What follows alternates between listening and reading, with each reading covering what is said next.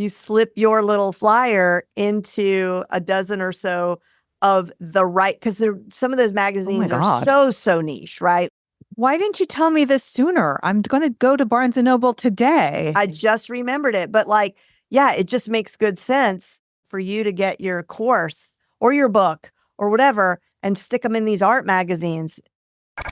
It's the Inspiration Place podcast with artist Miriam Schulman. Welcome to the Inspiration Place podcast, an art world insider podcast for artists by an artist, where each week we go behind the scenes to uncover the perspiration and inspiration behind the art. And now, your host, Miriam Schulman.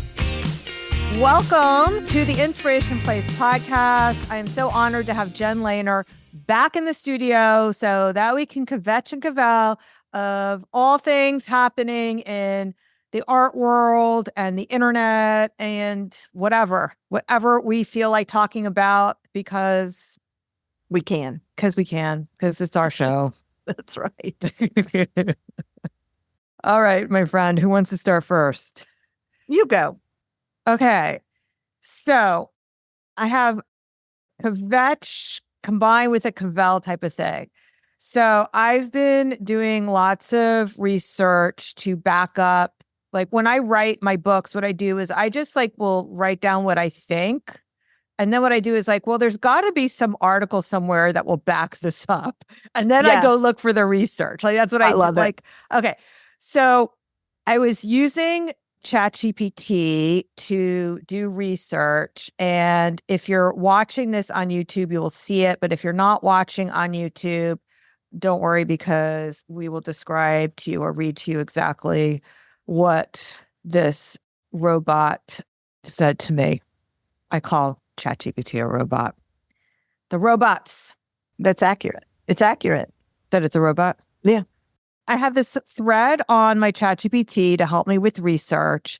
I want to back up this claim, and it literally gives me this long thesis thing with references and predictions, and it looks like it's citing all these references.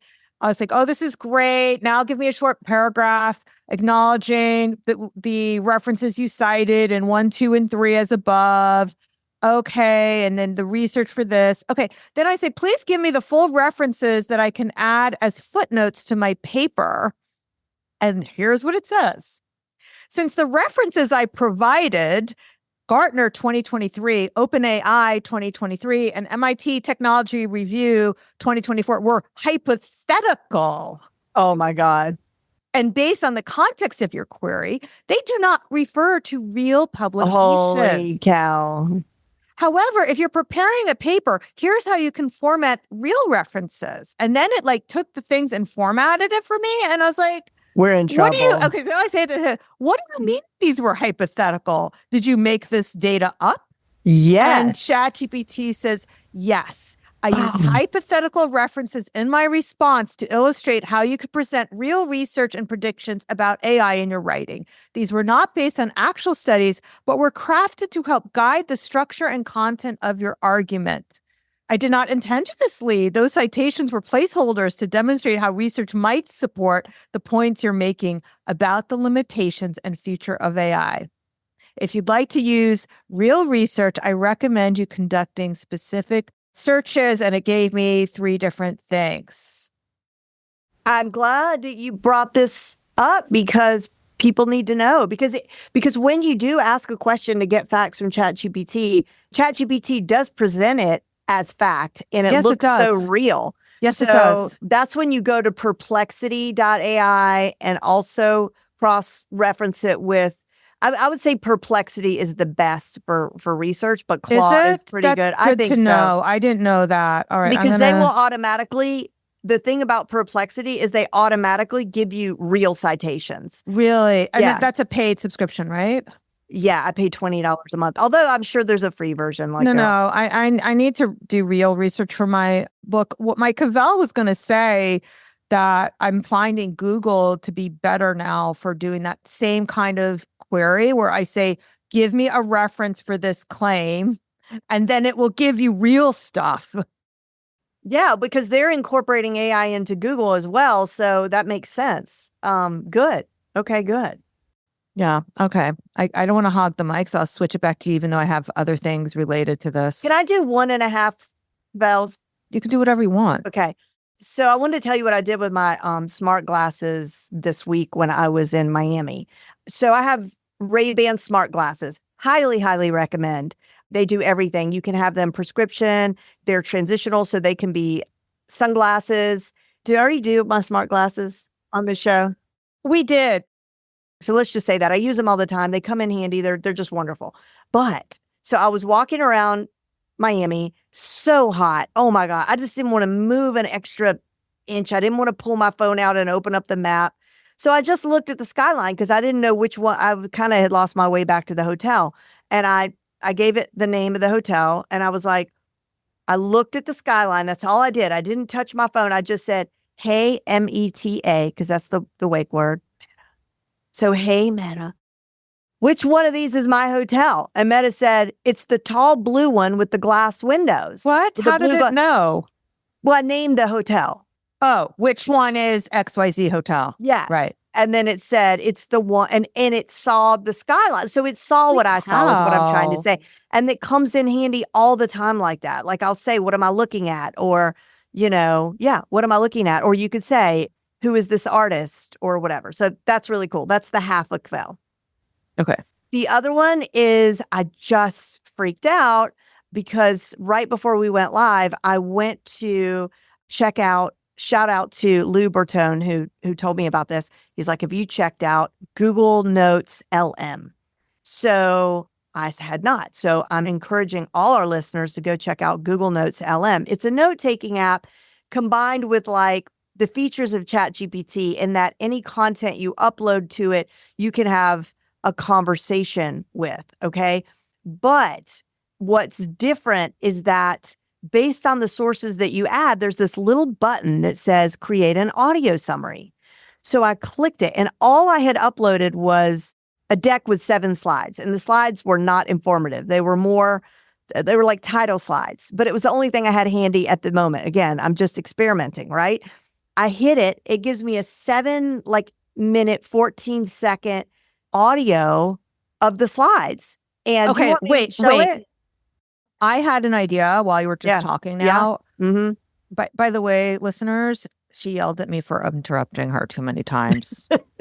Not really yelled, though. That yelling is. Oh, you weren't shouting, but I you scolded you. I did. I'm sorry about that. I'm sorry. Oh, no, I'm sorry for interrupting. I'm terrible.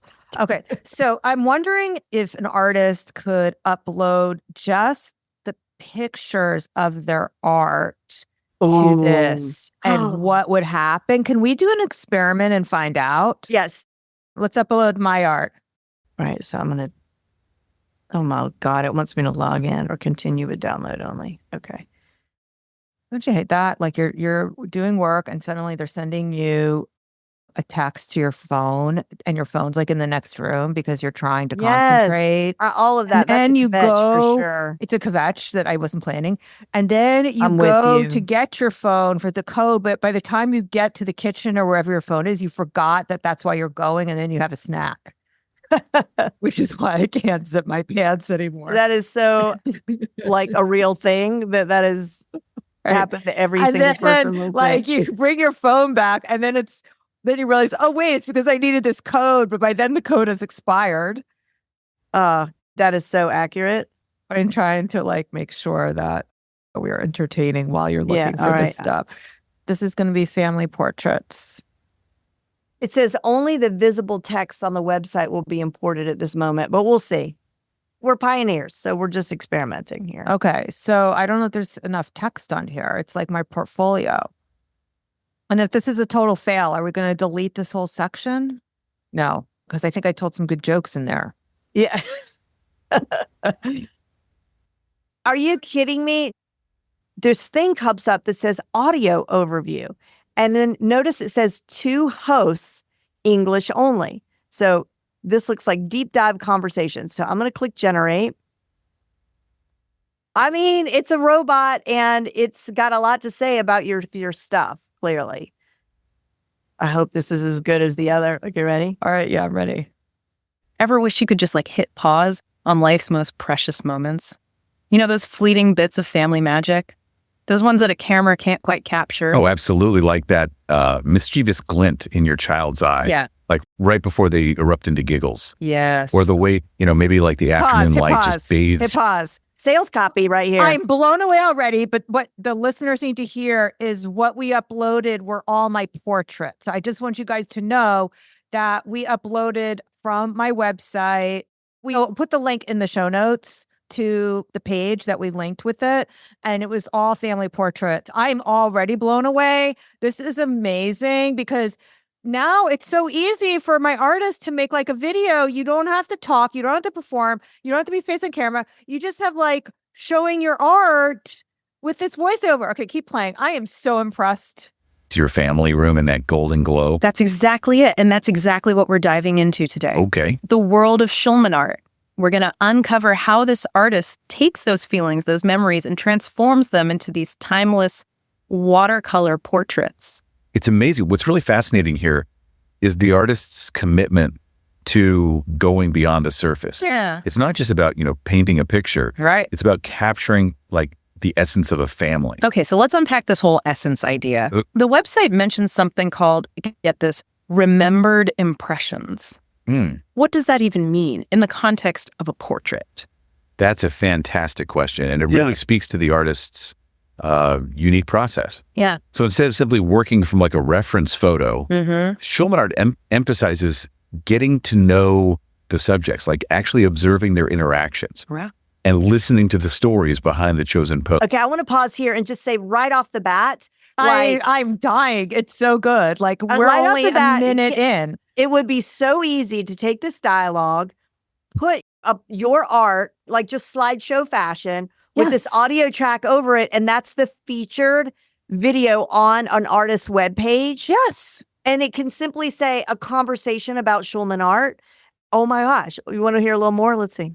So it's almost like they're weaving those stories into the very fabric of the painting. Precisely. Wow. The artist actually talks about capturing those like little details, those fleeting expressions that a camera might miss. Right. The way a child like tugs on their father's sleeve or the shared glance between siblings, Yeah. It's things that evoke a feeling, a memory. I'm starting to understand why people are saying that their work is like owned and cherished by parents. Pause. Okay. So the only thing I don't like is that they gave me the pronoun they. Is that something that I'm able to edit?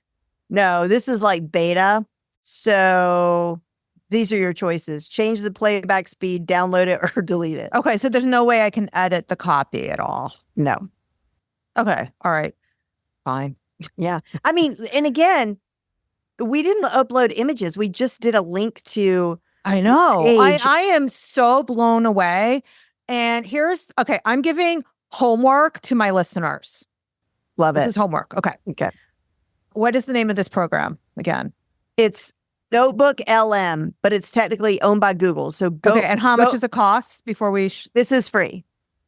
What? Yeah, it's free. At some point, it'll tell me, like, look at the bottom of the screen. Do you see where it says one source? And it's sort of like a progress bar. I bet you once you get up to so many sources, it's like you got to upgrade. Okay. So this is the homework for everybody here. It was super easy. All Jen did, for those of you who are not watching this, is she just linked to a page on my website.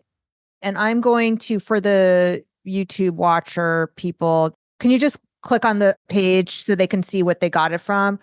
No, the link I gave you in chat. Click on the link. Oh, okay. Just so they can see. But you can't No, see. no, not that chat. The Zoom chat. I know, but Zoom doesn't show the chat on screen. I don't know if you're going to be able to see it. It doesn't matter. I want you to click on the link so that we can go to the website. Okay, Nico, take out this arguing section because it's not funny. It's just because seriously, Miriam is just super grouchy. She's very annoyed with me today. I'm not grouchy. You're just not listening to me. Okay, no, so you're grouchy. Maybe I am. I have to pee. Okay, just hold on. I'm pausing. Go pee. Are you dreaming of turning your art into a full-time living?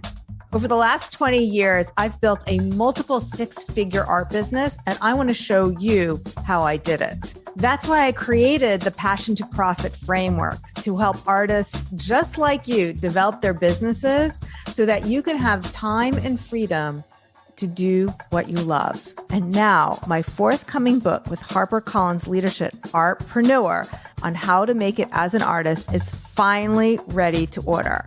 Artpreneur is the artist handbook and your first step to developing a life of creative and financial freedom. Are you ready to kick the starving artist mindset and learn to believe in your dreams once and for all? We made something just for you.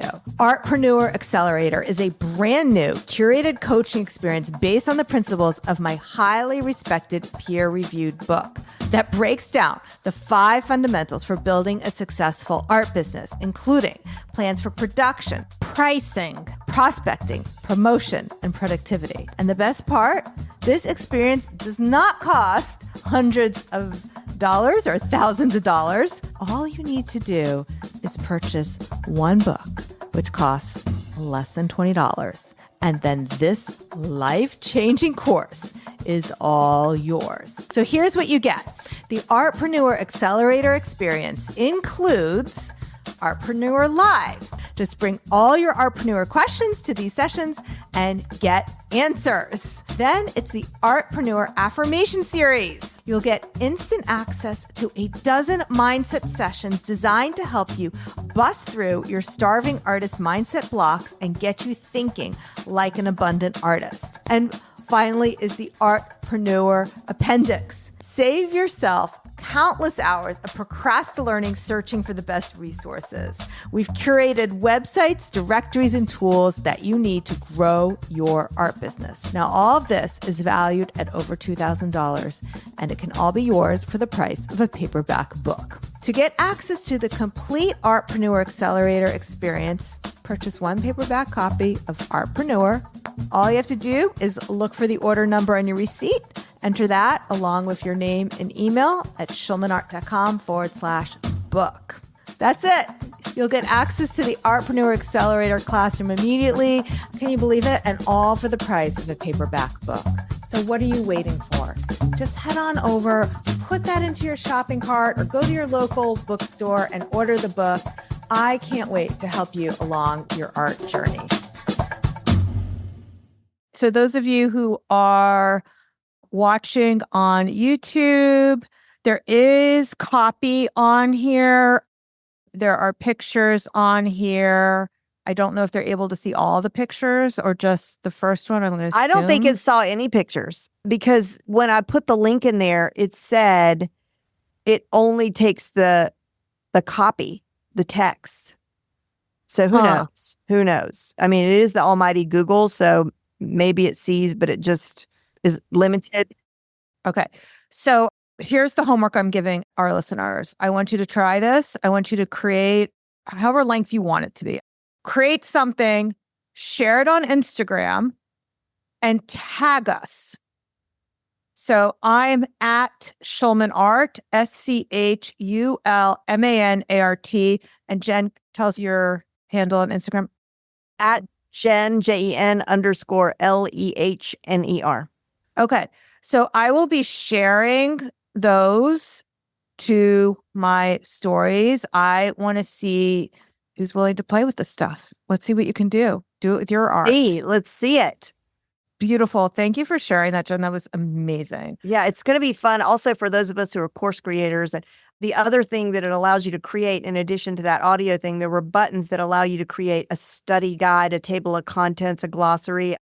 There were several other things that you could just press a button, and based on all the content that you put in there, so all of your resources, so like in the research that you're doing right now, Miriam, for your book, you know, like you could put a link to a particular research article in there as a resource, and it will combine all the things. I can't wait to play with it more. Okay. That's amazing.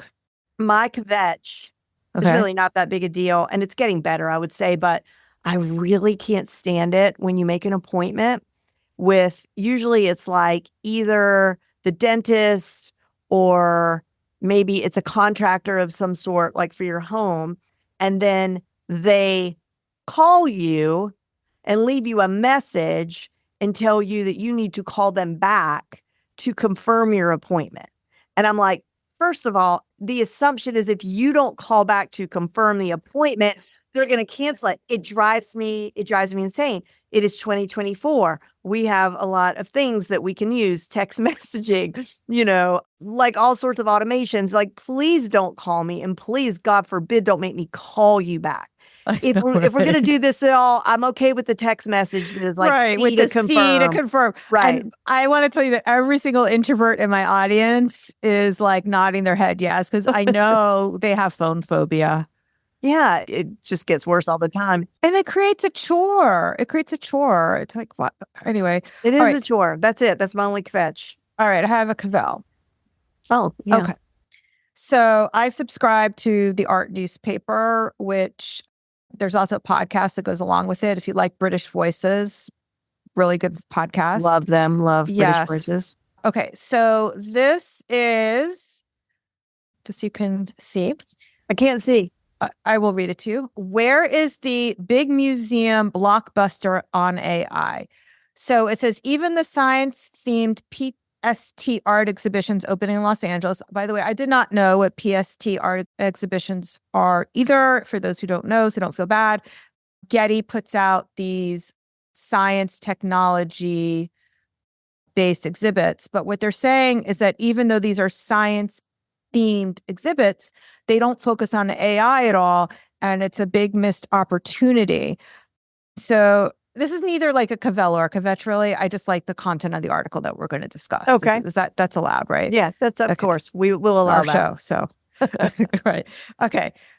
So they said there are a lot of it features on like environmental issues, like fire management, water ecology, but they don't focus on technological issues such as the impact of the internet or AI on human creativity.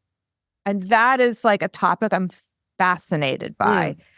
They also, in this article, this is something that we talked about when we talked about TikTok a few months ago. It says, where are the big museum exhibitions focusing on the way that smartphones are rewiring our brains and algorithmic social media is undermining democracy?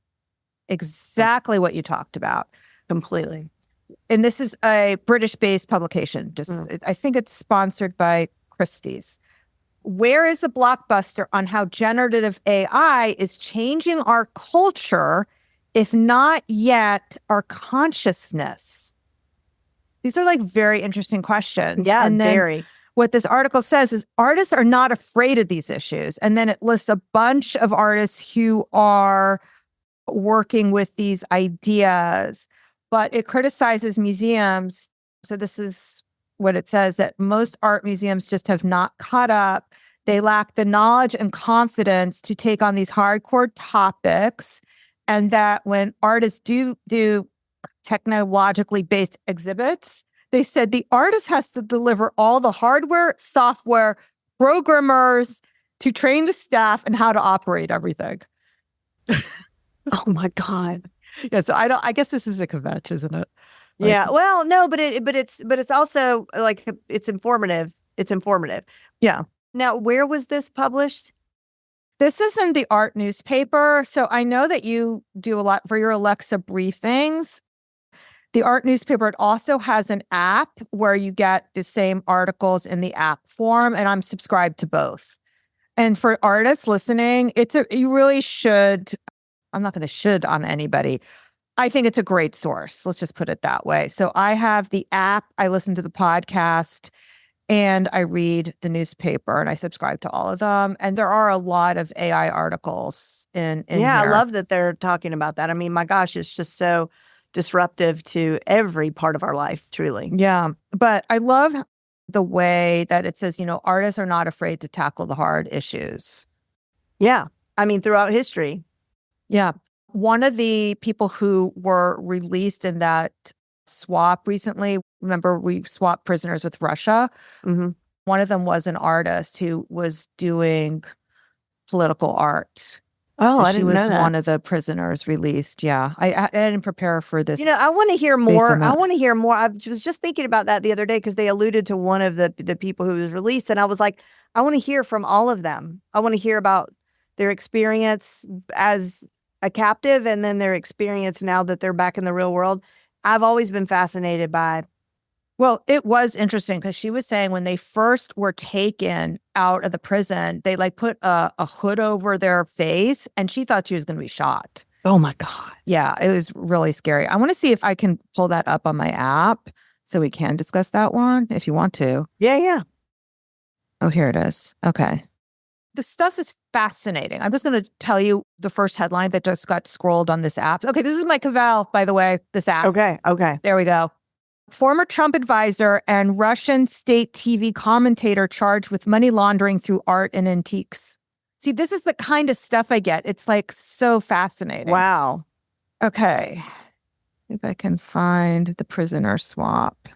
Here we go. Okay, so this was an article from August 1st, and I'm going to butcher her last name, but her name is Sasha Skochilenko, who was arrested in 2022 for an art intervention opposing Russia's invasion of Ukraine, was freed along with Wall Street Journal writer Evan Jerkovich and 15 others. So that's all in the app and in the artist newspaper. That's all I'm going to say about it. Okay. Thanks. Okay. Do we have any other Kvells and Kvetches we need to discuss? Well, then we won't have any material for next time. No, there's always material for next time. Is that not the truth? Yeah. I think I'm good. Okay. I did send my book proposal to my agent on Monday. That's the Kvell I have. Congratulations. Yeah. I mean, it still has typos in it and everything, but then she'll shop it out. Yeah, I still have to fix it. We're absolutely going to try to publish with HarperCollins because, I have another Kvell actually. So I told you a while back that we went into second printing. We're going to go into third printing. Oh, that's huge. It is huge. Well, of course, HarperCollins is going to want. Yeah. So they said they're down to 1,000 paperbacks in their storage, and we're selling at the rate of 200 copies a month. But in October, I'm having several huge publicity hits happening. One is I'm speaking to the Alumni Learning Consortium, which has like millions of members. And then I'm also going to be featured in this new magazine that's put out by USA Today called Creative Woman. So there's going to be like, that's hitting the newsstands. And I want to say there's one more thing, but I forget what it is. Would you ever buy advertising on that podcast? The art newspaper? Yeah.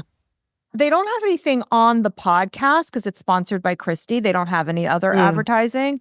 But yeah, I could probably take out advertising inside that magazine. I have taken out print ads, by the way. I do believe in print ads. Absolutely. And especially for artists. Yeah. So for artists listening, I know I have artists listening who do surface pattern and licensing things. And if you teach that, definitely put an ad into one of those publications. I did that over the summer and I got a lot of leads from, I advertised my book on one of these. I forget which magazine it was, unfortunately. I can't say which one it was. Well, but it's a good tip to do print.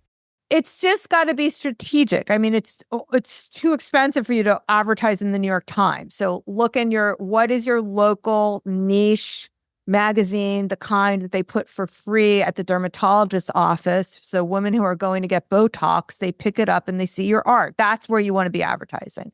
And you know what I have heard people do, and I did this, but I can't remember what I did it for. But anyway, printed postcard or whatever, and you go to Barnes and Noble and all the bookstores, and you go to where the magazines are, and you slip your little flyer into a dozen or so of the right, because some of those magazines are so niche, right? Like horsehair magazine. Why didn't you tell me this sooner? I'm going to go to Barnes and Noble today. I just remembered it. But like, yeah, it just makes good sense for you to get your course or your book or whatever and stick them in these art magazines.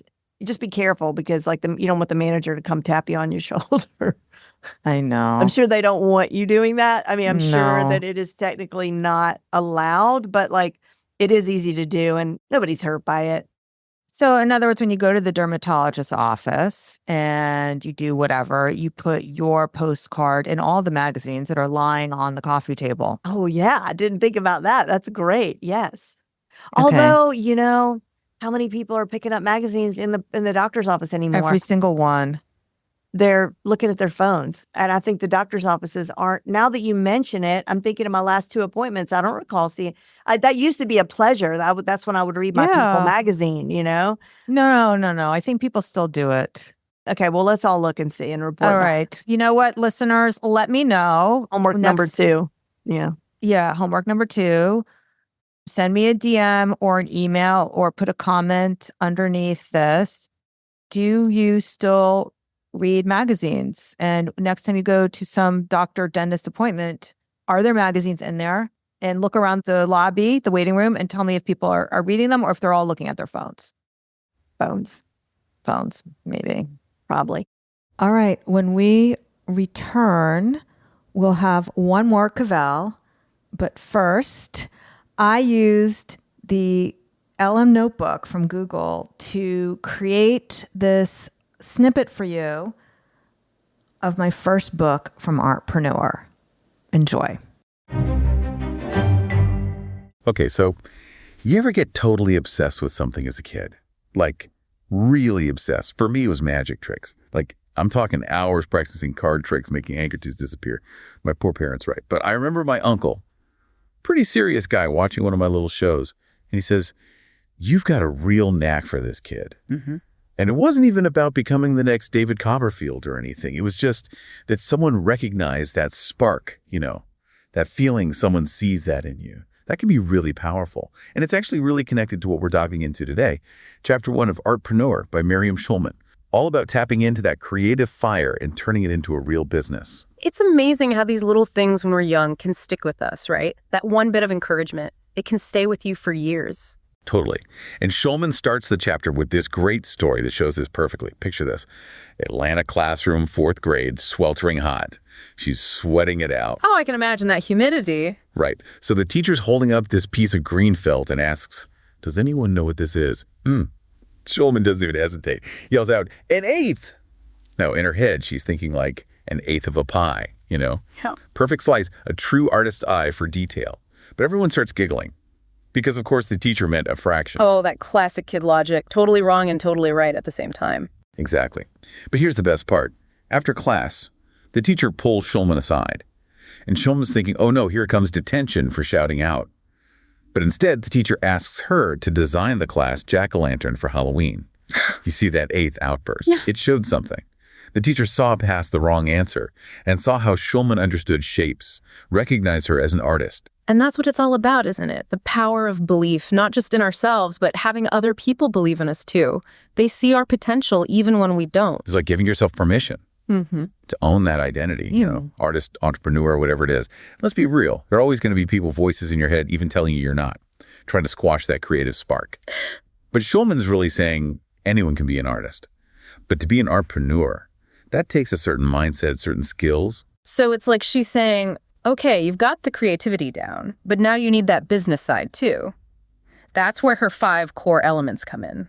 Production, pricing, prospecting, promotion. Hold on, I'm taking notes here.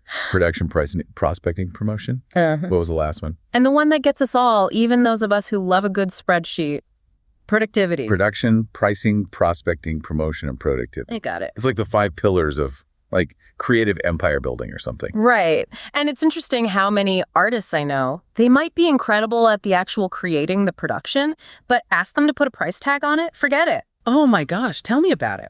I have this friend, amazing photographer, right? Captures these landscapes and they're just breathtaking, But if you even mention selling them, she clams up. Like she'll offer to give them away for free before she'll actually put a price on her work. It's like this mental block or something, know? And Schulman talks about this, how it's not about being a master of every single aspect of the business. It's more about knowing your strengths and, just as importantly, knowing where you might need some help. Oh, 100%. Like recognizing where you shine and where you might need to bring in the cavalry, so to speak. Exactly. And she makes this point that that's often the stumbling block for a lot of artists. They pour their heart and soul into their work, which is amazing, but then they hit a wall when it comes to things like, well, actually asking for money for it, or maybe they're fantastic at promoting themselves online, but then the logistics of shipping or, actually managing the business side, that's where things fall apart. Totally. It's like they get so focused on one piece of the puzzle that the rest of the picture gets blurry. Right. It's about finding that balance. You don't have to be good at everything, but you do need to be aware of those blind spots. And speaking of blind spots, I really appreciate how Shulman tackles the mental game too. Like all those doubts and insecurities that can creep in. Oh, yeah, those limiting beliefs, right? Yeah. They can really hold us back. For sure. She calls out a few that I think a lot of us have struggled with at some point. Like for me, that whole I'm not good enough thing. It's so easy to fall into that trap, especially with social media. You see everyone else's highlight reels, and it's easy to feel like you're not measuring up. Ugh, it's the worst. That comparison game can be so toxic. Tell me about it. But I will say, it was helpful to see that Shulman actually addresses this head on. Like, she even calls out that big one, the one that I think keeps so many people from even trying. You mean no one's going to pay for this? Yes.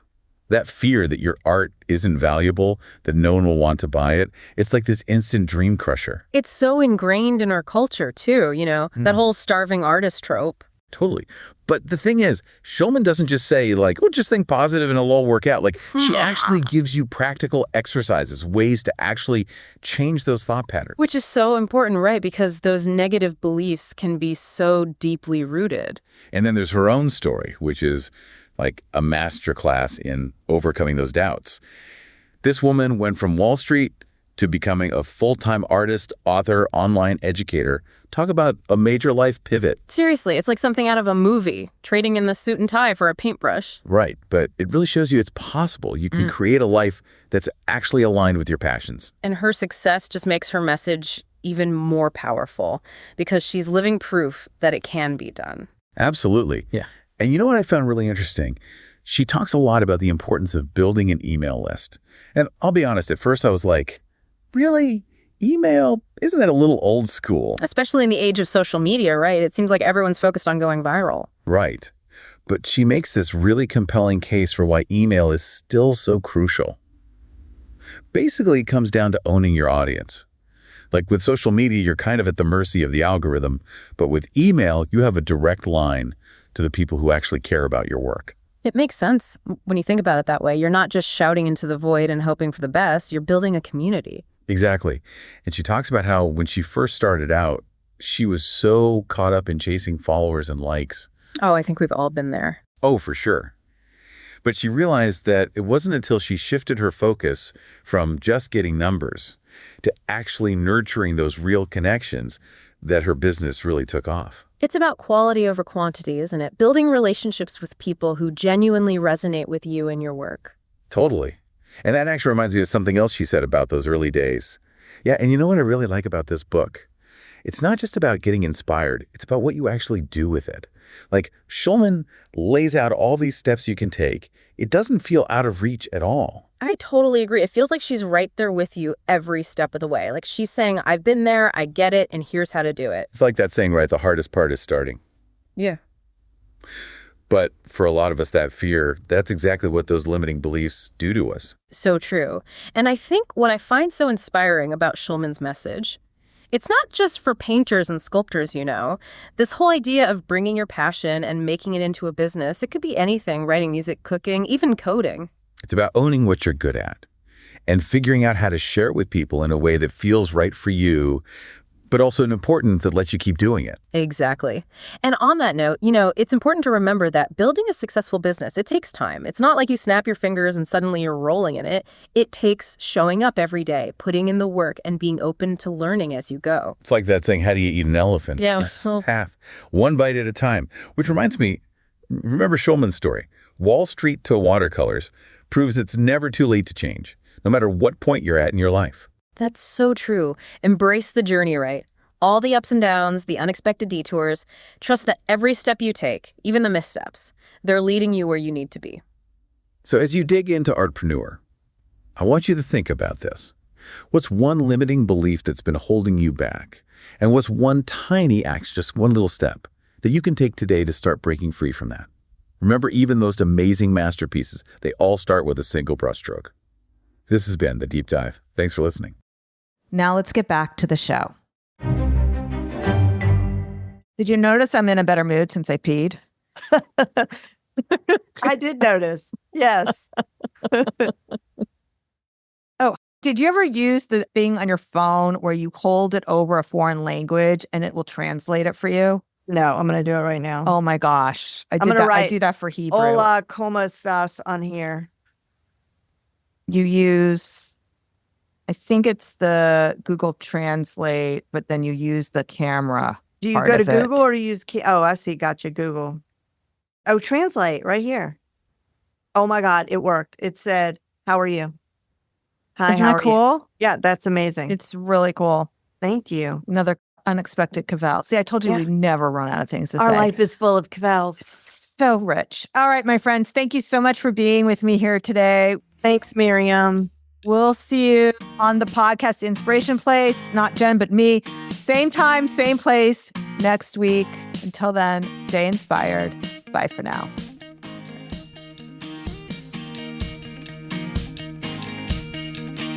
Thank you for listening to the Inspiration Place podcast. Connect with us on Facebook at facebook.com/SchulmanArt, on Instagram @SchulmanArt, and of course on schulmanart.com.